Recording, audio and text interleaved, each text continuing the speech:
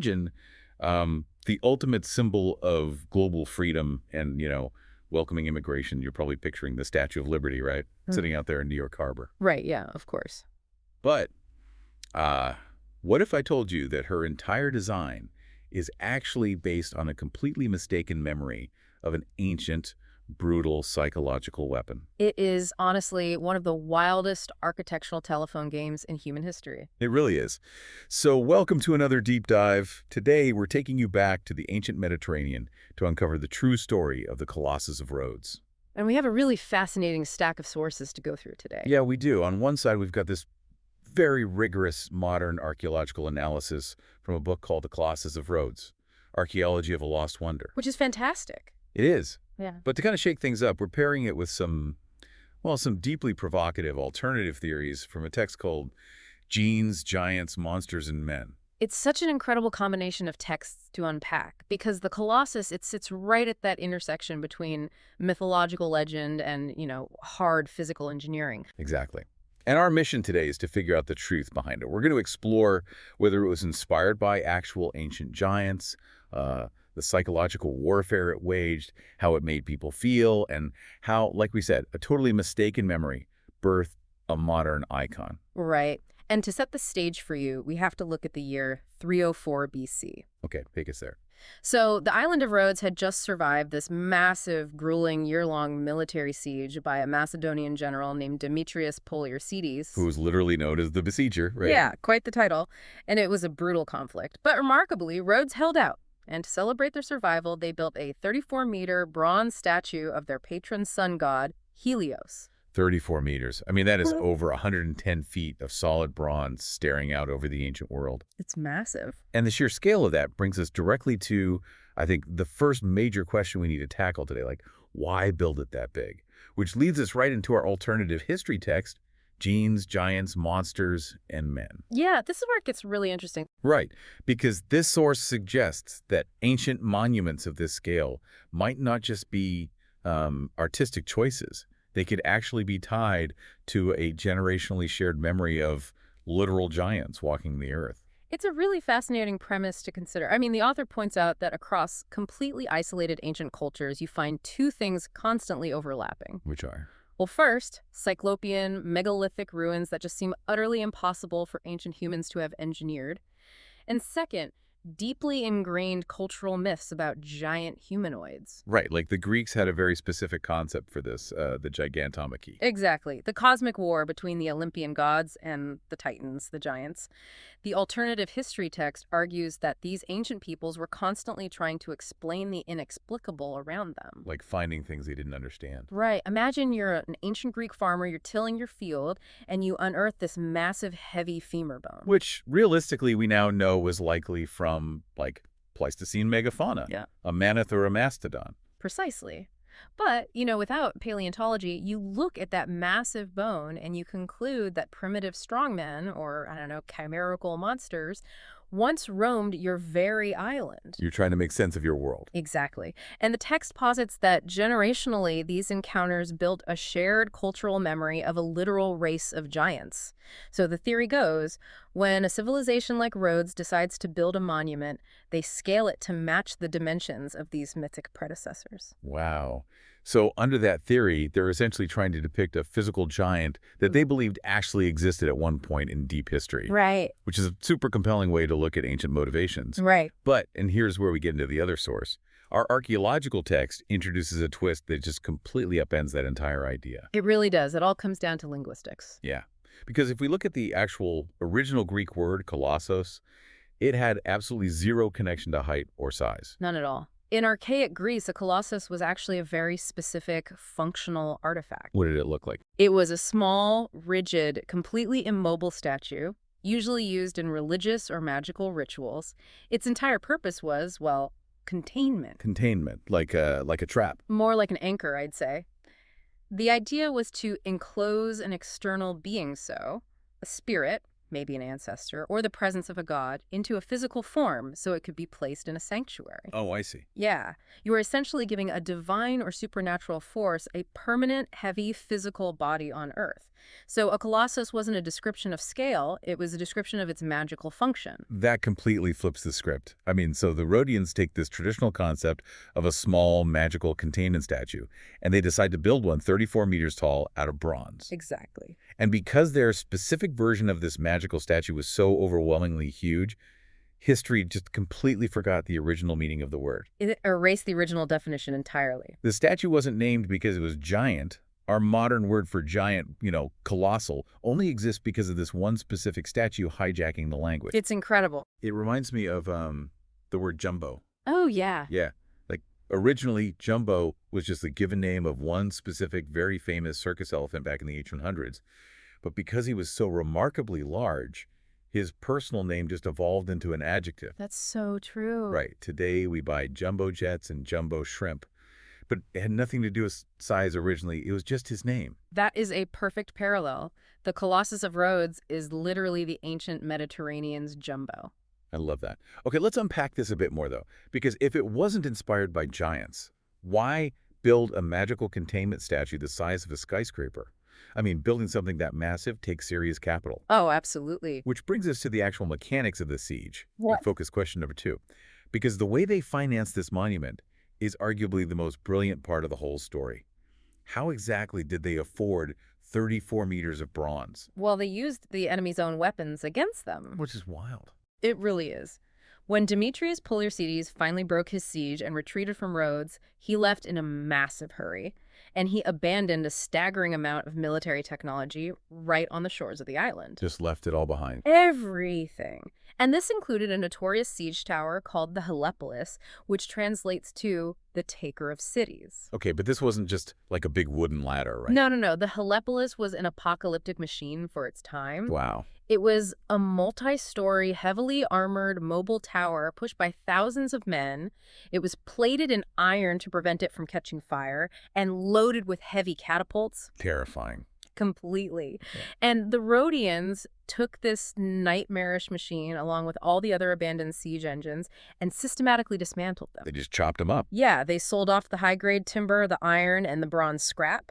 And the massive profits from liquidating the enemy's arsenal were directly used to finance their massive statue of Helios. Wait, I want to pause on that because that completely changes how we should view this statue's purpose. How so? Well, was this just a defensive monument of gratitude or an offensive threat? Because taking your enemy's most terrifying apocalyptic weapon, melting it down, and using that exact capital to build a giant version of your own god. Yeah. That isn't just saying thank you to Helios. That is the ultimate psychological offensive maneuver. It is a monumental flex. You're touching on the exact geopolitical genius of the project. It was absolute psychological warfare. Really? Oh, yeah. And the Rhodians were very explicit about their intent. The archaeological sources highlight the dedicatory epigram that was inscribed on the base of the statue. What did it say? It didn't just express religious gratitude for surviving the siege. It specifically declared that the Rhodians had established sovereignty both upon sea and land. Sea and land. Wait, for a small island nation in the Mediterranean, claiming dominion over the land is a massive escalation. It was a direct warning to neighboring empires. At that time, Rhodes had recently integrated territory on the Asian mainland across the water, an area known as the Perea. By building this traditional colossus, and remember, that's a magical containment statue designed to anchor a god to a specific physical location. Right, the anchor. By building it on this unprecedented scale, they were permanently pinning the protective power of Helios to the exact center of their newly expanded maritime and terrestrial empire. So they were functionally anchoring their patron god to guarantee the stability of their borders. Exactly. They were physically nailing divine protection into their soil. It's ancient geopolitical posturing. It's not so different from what we see today when nations build the world's tallest skyscrapers. That's a good point. Like a building like the Burj Khalifa in Dubai isn't just about needing more office space, right?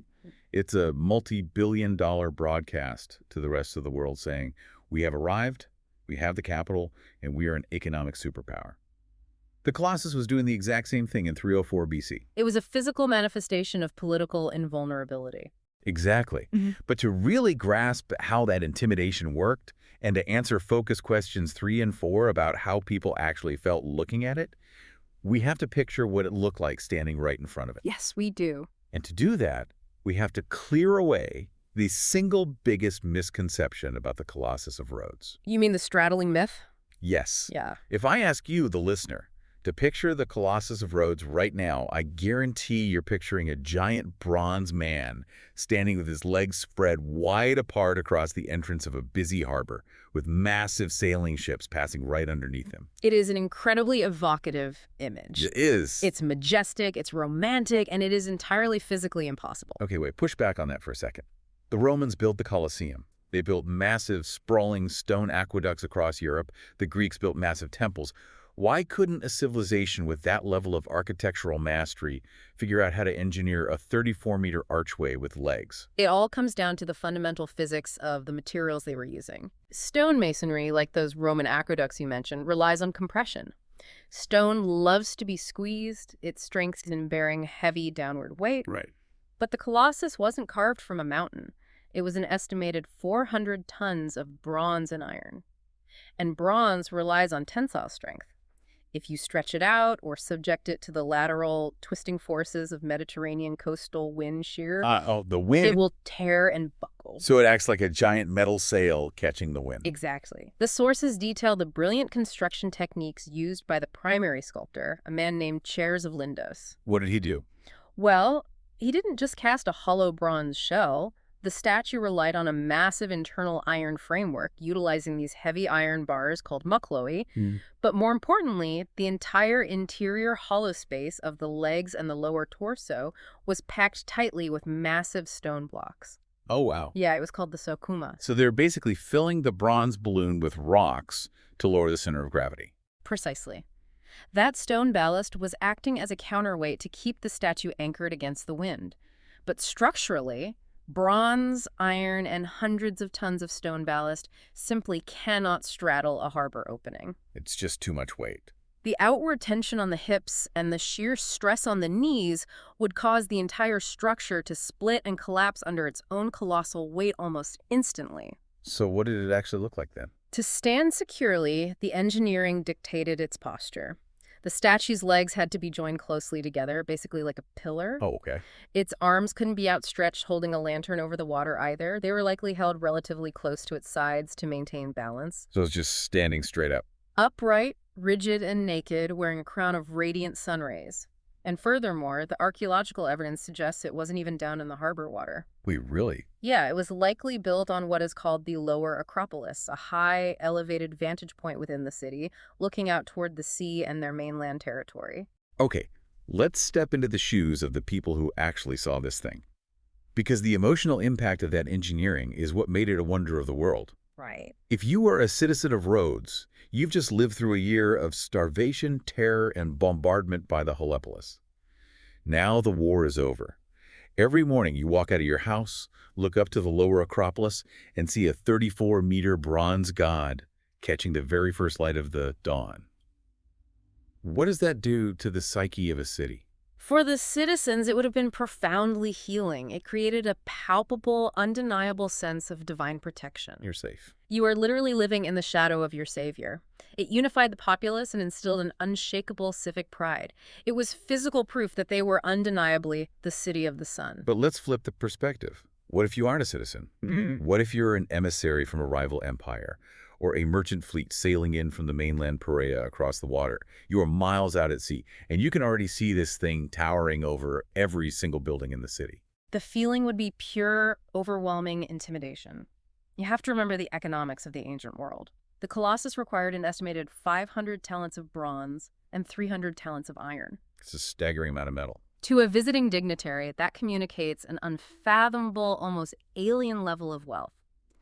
It tells you that this island is untouchable. Don't mess with Rhodes. Exactly. And what's fascinating here is how the physical reality of the statue, immobile, solid, incredibly heavy, firmly planted on the earth with its legs together, perfectly mirrors their political ambition. They wanted an unshakable, permanent, solid empire. It is the ultimate fusion of art, engineering, and psychological warfare. But this is where the story takes a deeply tragic turn. For an empire that wanted to broadcast unshakable permanence, their defining monument was shockingly fragile. Yeah, it really was. The Colossus of Rhodes only stood for 56 years. A remarkably short lifespan for something remembered as a wonder of the world. In 227 BC, a massive earthquake struck the eastern Mediterranean, and the statue snapped right at its structural weak point, the knees. Which we mentioned earlier, yeah. That entire 400-ton complex of bronze, iron, and stone just came crashing down into ruins. And astonishingly, it just stayed there. For centuries, the ruins of the Colossus lay on the ground, just a fallen titan. It wasn't until the 7th century, when Arab invaders conquered the island, that the wreckage was finally cleared away. Historical accounts claim the invaders broke down the remaining bronze and sold it as scrap to a Jewish merchant from Edessa. Wow. The legend says it took a caravan of 900 camels just to carry the bronze away across the desert. 900 camels. So the physical statue, the actual metal, was wiped off the map. Yeah. But, jumping to focus question 5, the concept of the Colossus. It completely refused to die. Right. It survived, but it mutated. The actual rigid pillar-like statue faded from memory, and the historically inaccurate myth took over. Yes, the medieval imagination just ran wild with it. Centuries later, pilgrims and travelers began inventing a more romantic version of the ruins they had heard about. In 1394, a traveler named Nicola de Martoni wrote an account claiming the statue had 1 foot on one side of the harbor and the other foot 400 meters away. Which we know is impossible. Completely. Then, in the 1500s, Renaissance artists like Martin van Heemskerk started drawing these dramatic, sprawling engravings of a giant straddling the water with ships sailing under its crotch, holding a massive torch to act as a lighthouse. And here's where it all connects back to our modern world. Because that specific, mistaken, physically impossible fantasy is exactly what inspired the most famous monument in America. Exactly. You can go see the direct descendant of the Colossus of Rhodes right now in New York Harbor. The Statue of Liberty. Yes. When Emma Lazarus wrote her famous poem to help raise funds for the pedestal of the Statue of Liberty, she literally titled the poem The New Colossus. Oh, that's right. The opening lines explicitly reference the myth. She wrote, "Not like the brazen giant of Greek fame, with conquering limbs astride from land to land." She is calling out the Rhodian myth directly. Liberty's iconic torch, her crown of radiant sun rays, her placement greeting ships right at the entrance of a bustling harbor. Every single one of those design choices is a direct inheritance from the mistaken medieval mythology of the ancient sun god. It is an incredible lineage, isn't it? A small, magical containment format, the archaic Colossus, gets scaled up to 34 meters to act as a potent psychological weapon. Yeah. It awes the Mediterranean, it hijacks the word colossal, and then it collapses. But the ghost of that statue, the myth of it, travels across millennia to become a symbol of welcome and freedom. Which is such an intense historical irony. I mean, here's where it gets really interesting. Yeah. An ancient statue built to celebrate a military victory, funded by the sale of a death machine, built to intimidate enemies and declare imperial dominance over land and sea, was completely misunderstood by history. Yeah. And because of that mistake, it accidentally births the modern world's greatest symbol of liberty in welcoming immigrants. It beautifully proves that the power of a monument doesn't actually lie in the stone and bronze it's made of. It lies entirely in the story that human beings decide to tell about it long after it falls. A story that outlives the metal itself. Which leaves me with one final kind of mind-bending thought for you, the listener, to mull over on your own. Let's hear it. If a statue of a sun god celebrating a military victory can mutate over 2 millennia into a woman holding a torch for global freedom, what monuments are we building today that will be completely misunderstood by civilizations 2,000 years from now? Oh, that's a great question. Will they look at our skyscrapers or statues and think we were the ancient giants? Thank you so much for joining us on this deep dive. Keep questioning the world around you, and we'll catch you next time.